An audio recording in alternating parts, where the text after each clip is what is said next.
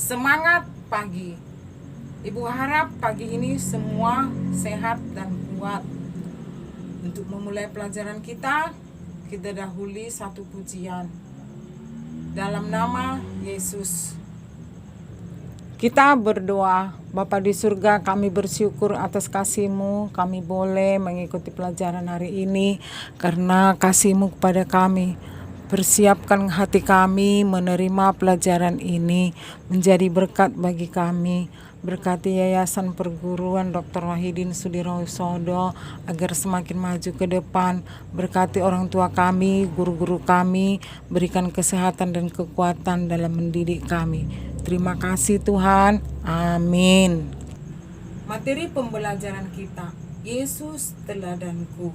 Markus 1 ayat 40 sampai 41. Bab 6 halaman 42 sampai 51.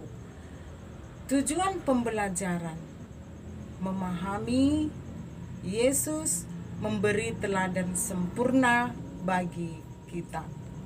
Adapun materi pembelajaran: 1. Yesus peduli kepada orang yang menderita. 2. Yesus dekat kepada orang yang dilecehkan. 3. Yesus membenci kemunafikan. 4. Yesus membenci ketidakadilan. 4. Yesus membenci kemunafikan. 5. Yesus berdoa kepada Bapanya. Yesus peduli kepada orang yang menderita. Markus 1 ayat 40. Ibu bacakan.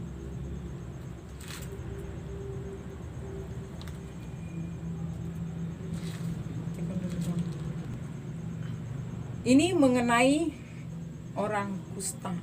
Yesus menyembuhkan seorang yang sakit kusta. Seorang yang sakit kusta datang kepada Yesus dan sambil berlutut di hadapannya, ia memohon bantuannya.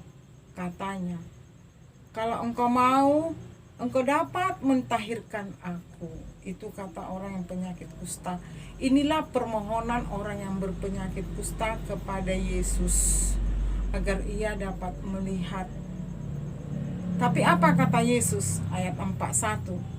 Maka tergeraklah hatinya oleh belas kasihan, lalu ia mengulurkan tangannya, tangan Yesus maksudnya, menjamah orang kusta itu dan berkata kepada orang kusta itu, "Aku mau, jadilah engkau tahir." Maksudnya Tuhan bisa menyembuhkan penyakit orang kusta. Saat itu juga orang kusta itu sembuh. Tapi Tuhan Yesus berkata, jangan kau kasih tahu pada orang lain. Kenapa Tuhan Yesus mengatakan demikian? Supaya orang lain pun tidak menganggap Yesus itu sebagai orang biasa. Kemudian supaya orang yang mengetahui itu lebih percaya dan tidak sembarangan kepada Yesus. Nah, itulah kuasa Yesus kepada orang yang berpenyakit kusta atau orang yang menderita. Nah, yang kedua, Yesus dekat dengan orang yang dilecehkan. Ini perempuan, orang berdosa yang selalu berbuat dosa, salah di hadapan Tuhan. Perempuan yang selalu berbuat zina, sampai-sampai saudara-saudaranya, lingkungannya, teman-temannya mengkucilkan dia, menjauhkan dia karena perempuan ini berbuat dosa. Tetapi Tuhan tidak menghukum atau tidak menghakiminya. Malah Tuhan Yesus memaafkannya. Malah perempuan yang berdosa ini diberikan berkat baginya. Malah Tuhan Yesus lebih dekat kepada perempuan yang berdosa ini agar perempuan itu berubah dan bertobat. Nah, Yang ketiga, Yesus membenci ketidakadilan. Di sini ketidakadilan itu seorang raja Romawi menukarkan duit untuk bait Allah. Untuk apa itu tukarkan duit? Dengan cara paksa. Harus menukarkan duit 2 kali lipat. Alasannya untuk bait Allah. Tuhan tidak senang dengan orang yang begini. Nah, dalam hal ini Tuhan Yesus marah. Yesus membenci ketidakadilan. Kita baca Matius 21 ayat 12 dan 13. Lalu Yesus masuk ke bait Allah dan mengusir semua orang yang berjual beli di halaman bait Allah.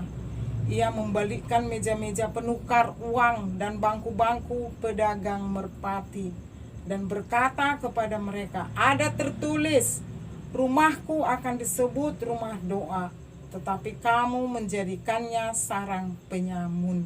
Raja Romawi yang punya kuasa.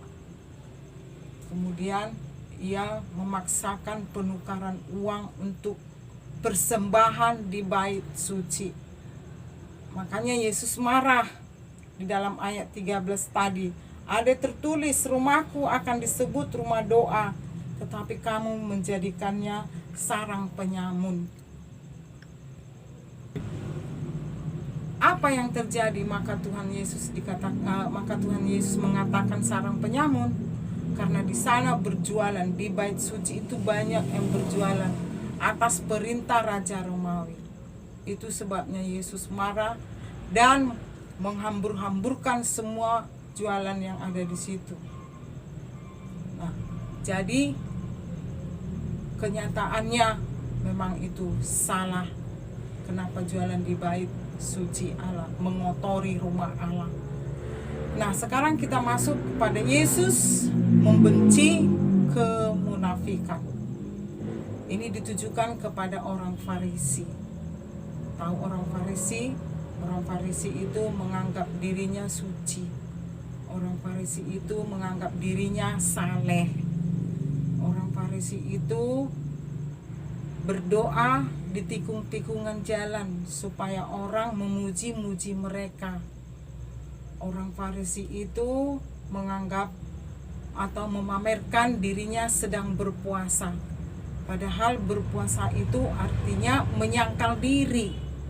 Kita nggak boleh pamer-pamer. Aku berpuasa, itu salah di hadapan Tuhan. Menyangkal diri satu, menyangkal diri dari nafsu yang tidak dikehendaki Tuhan, contohnya dalam emosi atau egois. Yang kedua, hawa nafsu, ingin marah saja. Itulah yang dikatakan dengan menyangkal diri. Yang terakhir, Yesus berdoa kepada Bapanya. Apa yang didoakan Yesus? Yang pertama, ketika Yesus mau menghadapi kematiannya, ia berdoa di Taman Getsemani, meminta kekuatan kepada Tuhan dalam masa perjuangannya yang besar. Ketika itu juga Allah Bapa mengirimkan malaikat kepada Yesus, yaitu supaya Yesus kuat menghadapi cobaan-cobaan yang berat, sehingga Yesus sanggup menghadapinya. Itulah kuasa Yesus yang sangat besar. Itulah teladan Yesus yang harus kita teladani, yang harus kita patuhi. Kesimpulan, kunci keberhasilan memiliki sifat lebih dekat kepada Allah Bapa. Ingat. Nah, sekarang tugas. Buka buku halaman 53 pada evaluasi. Tugas. Buka buku halaman 53 pada evaluasi. Kita berdoa. Terima kasih Tuhan, kami telah selesai belajar agama. Melalui pelajaran ini Tuhan, kami boleh meneladani sikap Yesus yang penuh kasih kepada orang-orang yang membutuhkan pertolongan.